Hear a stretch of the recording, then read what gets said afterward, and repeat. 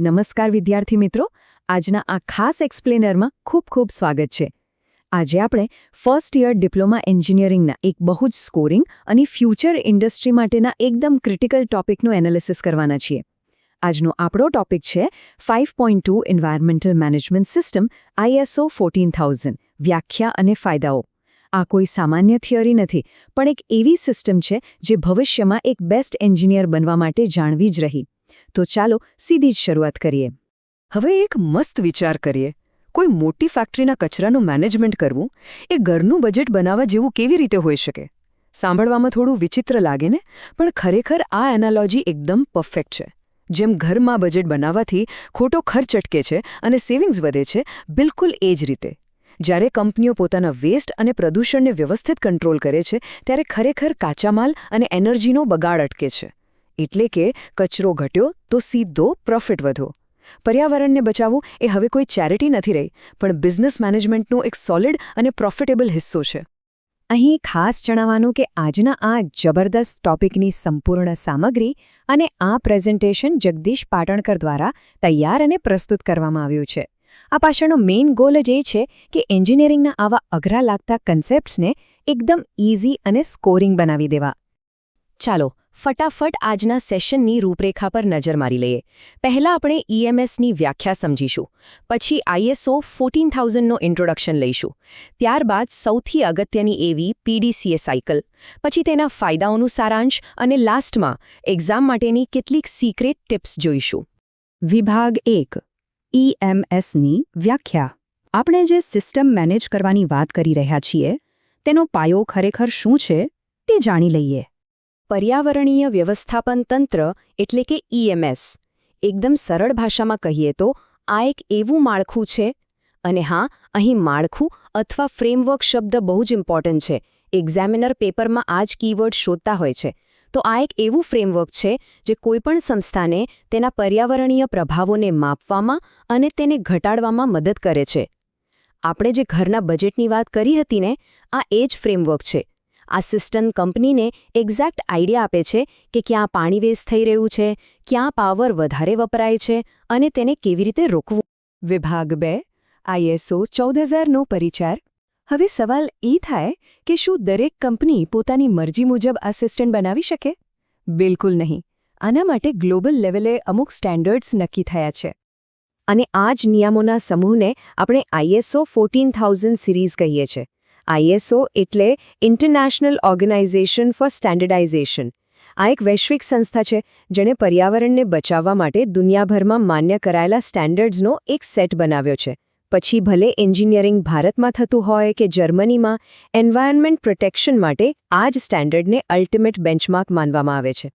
આખી 14000 સિરીઝમાં સૌથી પ્રેક્ટિકલ અને પાવરફુલ ટૂલ છે ISO 14001.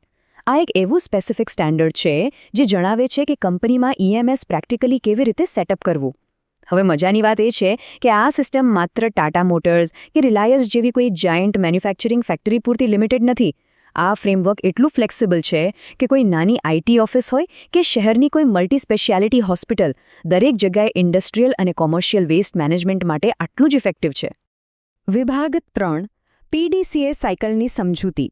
હવે આપણે આ આખા ટોપિકના હાર્ટ એટલે કે મુખ્ય એન્જિન પર આવી ગયા છીએ. એક્ઝામ માટે આ કન્સેપ્ટ મોસ્ટ IMP છે, એટલે પૂરું ધ્યાન અહીં જ હોવું જોઈએ. આ છે મશહૂર PDCA સાયકલ. આ 4 અક્ષરોને મગજમાં ફિટ કરવા માટે એક સિમ્પલ મેમોનિક છે, પ્લીઝ ડુ ચેક અગેન, એટલે કે PDCA.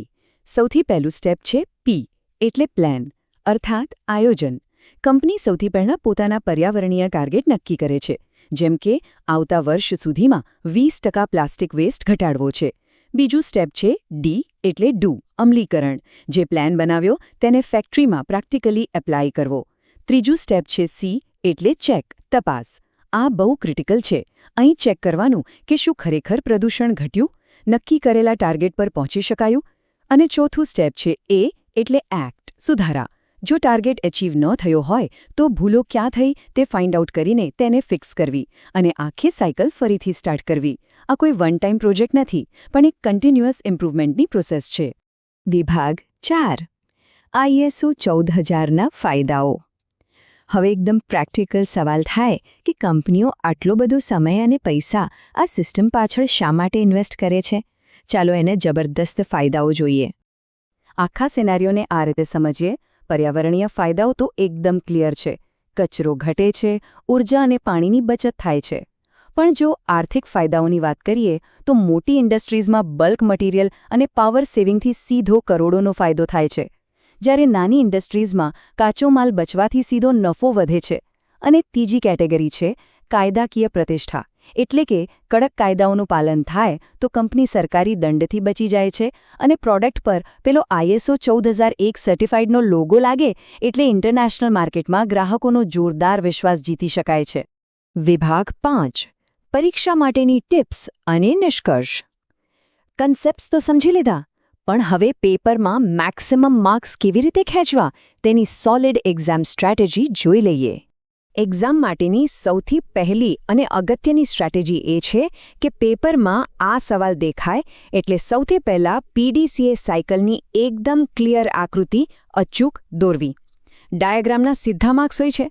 બીજું, આ નાનકડી ગ્લોસરી મગજમાં સેવ કરી લેવી. ફ્રેમવર્ક એટલે કામ કરવા માટેનું વ્યવસ્થિત માળખું અને સર્ટિફિકેશન એટલે નિયમોના પાલન માટેની આંતરરાષ્ટ્રીય માન્યતા. ઘણીવારે એક સવાલ પૂછાય છે કે ISO 14001 સર્ટિફિકેશનના સ્ટેપ્સ જણાવો. તો આના જવાબમાં પેલી PDCA સાયકલના 4 સ્ટેપ્સ જ વ્યવસ્થિત મુદ્દાસર લખવાના હોય છે. અને હા, સૌથી મોટી ભૂલ જે મોટાભાગે થાય છે, એક બહુ જ કોમન એક્ઝામ પિટફોલ.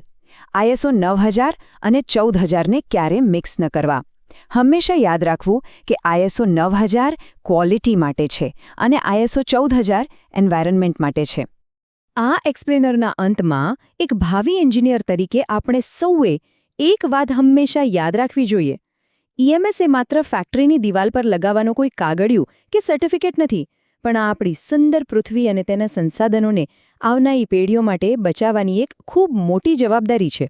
અને ખરા અર્થમાં આ જ સાચું એન્જિનિયરિંગ છે. આશા છે કે આજના આ સેશનથી આખો કન્સેપ્ટ એકદમ પાણી જેવો ક્લિયર થઈ ગયો હશે. અંતમાં એક ખાસ રિક્વેસ્ટ છે કે શેર, લાઇક, કોમેન્ટ આ વિડિયો એન્ડ સબસ્ક્રાઇબ આ ચેનલ ધીસ સિલેબસ.